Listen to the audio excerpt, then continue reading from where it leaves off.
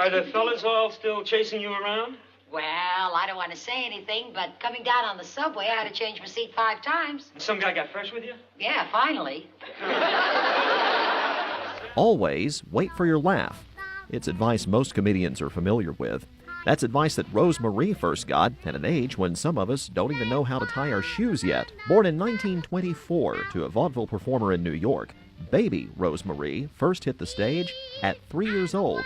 By age 5, she had her own national radio show, and then she and her page boy haircut hit the big screen, not long after movies got sound for the first time. Baby boys don't feel like that. Even as she grew up, she was still baby professionally, recording a hit song with the Fletcher Henderson Orchestra at 9 years old. That made her the last surviving artist with a song on the hit charts before World War II.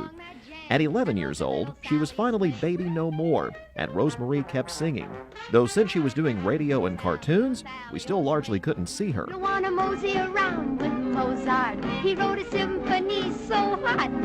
As a teenager and young woman, Rose became a nightclub sensation. She even helped open the mob-run Flamingo, the first big room at Vegas in 1946. Then in the 50s, she made it on Broadway, pairing up with the legendary Phil Silvers. You may not have noticed it, but I happen to be a girl.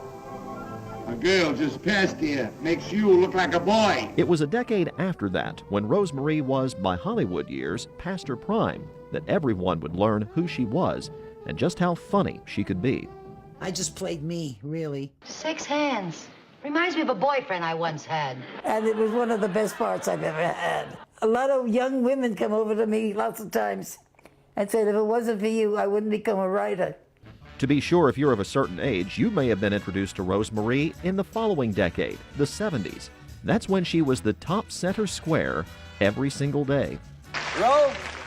What? Oh, me? Your question, dear. Okay. According to Raquel Welch, can you be flat-chested and sexy? Well, it works for Paul Newman.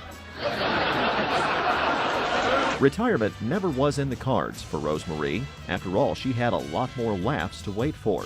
There were guest shots on shows like Murphy Brown and The Love Boat. Come on, everybody did The Love Boat. All the way to her last credited roles as a voice on The Garfield Show this decade. And of course, the documentary of her life, entitled, naturally, Wait for Your Laugh. Rose Marie's death at the age of 94 ends an era of entertainment that we won't see again. An incredible 9 decades after the curtain rose, it now closes on the longest, most versatile career show business may ever see. The songs and the laughs she waited for forever in the background.